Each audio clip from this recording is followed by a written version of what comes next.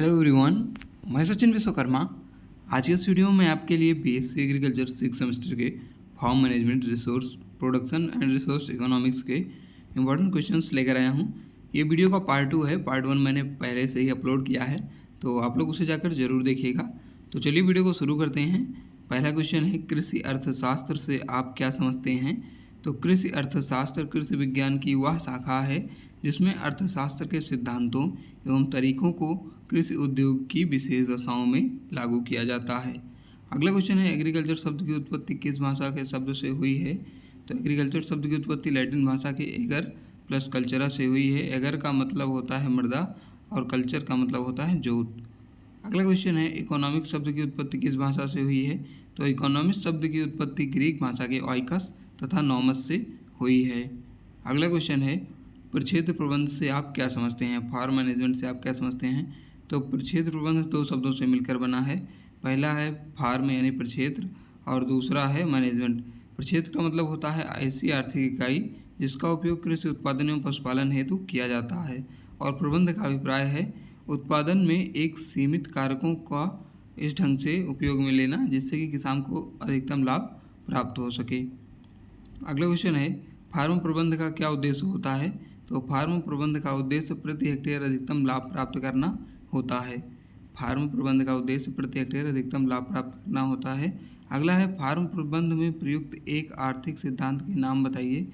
तो वो हो जाएगा फार्म प्रबंध में प्रयुक्त आर्थिक सिद्धांत का नाम उत्पत्ति ह्रास नियम है। अगला है, उत्पादन फलन से आप क्या समझते हैं?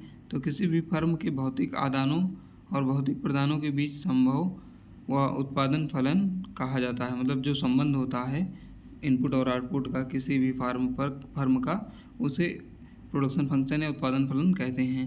एक प्रमुख उत्पादन फलन का नाम लिखिए। तो वो हो जाएगा काब डगलस उत्पादन फलन। अगला है, संसाधन शब्द का क्या अभिप्राय है? तो संसाधन का मतलब होता है पुनः साधन, संसाधन पुनः साधन।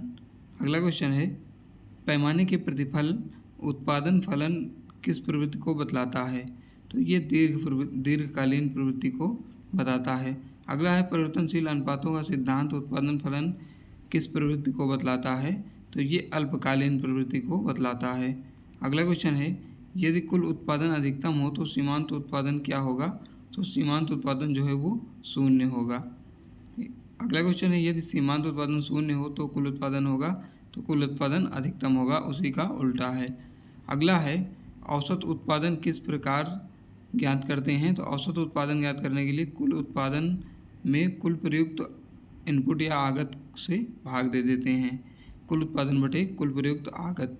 अगला है, सीमांत उत्पादन किस प्रकार से ज्ञात करते हैं? तो सीमांत उत्पादन बराबर होता है कुल उत्पादन में अंतर बटे कुल प्रयुक्त आगत यानी इनपुट में अंतर। अगला क्वेश्चन है, उत्पादन की लोच किस प्रकार ज्ञात करते हैं? तो उत्पादन की लोच ज्ञात करने के लिए सीमांत उत्पादन को औसत उत्पादन से भाग दे देते हैं, यानी एमपी को एपी से भाग देते हैं। अगला है, कारक उपज की साम्यावस्था की बिंदु किस प्रकार ज्ञात करते हैं? तो इसका सूत्र है delta Y upon delta X is equal to price of X into upon price of Y. ये हो जाएगा कारक उपज की साम्यावस्था बिंदु ज्ञात करने के लिए सूत्र। अगला है, कुल लागत किस प्रकार ज्ञात करते हैं? तो कुल लागत बराबर होता है कुल स्थिर लागत बटे कुल परिवर्ती लागत। सभी क्वेश्चन बहुत ज़्यादा इंपॉर्टेंट हैं, तो आप लोग ध्यान से पढ़िएगा। और अगर इसका पीडीएफ पाना चाहते हैं तो हमारे टेलीग्राम चैनल पर इसका पीडीएफ मिल जाएगा। टेलीग्राम चैनल की लिंक डिस्क्रिप्शन बॉक्स में दी गई है। तो कुल लागत बराबर होता है कुल स्थिर लागत बटे कुल परिवर्ती लागत, और औसत स्थिर लागत बराबर होता है कुल स्थिर लागत बटे कुल उत्पादन। औसत स्थिर लागत बराबर होता है कुल स्थिर लागत बटे कुल उत्पादन। अगला है, औसत परिवर्ती लागत। तो औसत परिवर्ती लागत बराबर होता है कुल परिवर्ती लागत बटे कुल उत्पादन। अगला है, औसत लागत किस प्रकार ज्ञात करते हैं?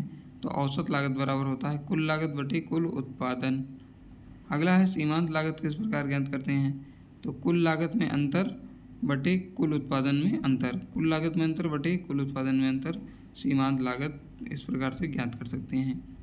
अगला है, औसत स्थिर लागत का आकार कैसा होता है? तो ये आयताकार अपरिवलय होता है। अगला है, सीमांत लागत का आकार कैसा होता है? तो तो ये यू आकार का होता है। अगला है लागत संबंध की साम्यावस्था की बिंदु किस प्रकार ज्ञात करते हैं। तो ये उत्पादन क्षमता बराबर होता है सीमांत लागत बराबर सीमांत आय।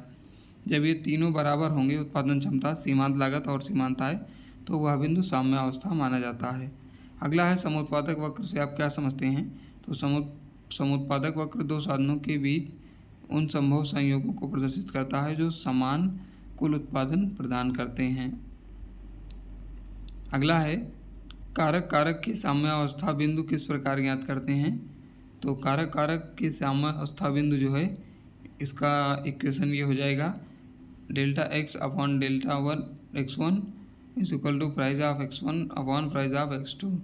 अगला है यदि MRS 0 तो उद्यम किस प्रकार का होगा। तो ये होगा पूरक उद्यम। यदि MRS 0 से बड़ा है तो उद्यम किस प्रकार का होगा परिपूरक। और यदि MRS कम है 0 से तो उद्यम होगा प्रतियोगी। इंपॉर्टेंट क्वेश्चन हैं ये सभी। अगला है उत्पादन संभावना वक्र से आप क्या समझते हैं। तो उत्पादन संभावना वक्र दो वक्रों के ऐसे संयोगों का बिंदुपथ है जिसे एक दिए हुई लागत से प्राप्त किया जा सकता है। उपज की साम्यावस्था बिंदु किस प्रकार से ज्ञात करते हैं। तो इसका सूत्र क्या हो जाएगा। अगला है पशुओं के मूल्यांकन के लिए किस विधि का प्रयोग करते हैं। तो पुनर्मूल्यांकन विधि का प्रयोग किया जाता है। अगला है खेती के प्रकार का उदाहरण है तो बहुप्रकारीय खेती। और इसके बाद अगला है कॉस्ट किस प्रकार ज्ञात करते हैं। तो कॉस्ट ज्ञात करते हैं कॉस्ट C बराबर कॉस्ट बी प्लस पारिवारिक श्रम का आंकलित मूल्य। तो वीडियो अच्छा लगा तो वीडियो को लाइक करिएगा और इसका PDF आपको हमारे टेलीग्राम चैनल पर मिल जाएगा। टेलीग्राम चैनल की लिंक डिस्क्रिप्शन बॉक्स में दी गई है।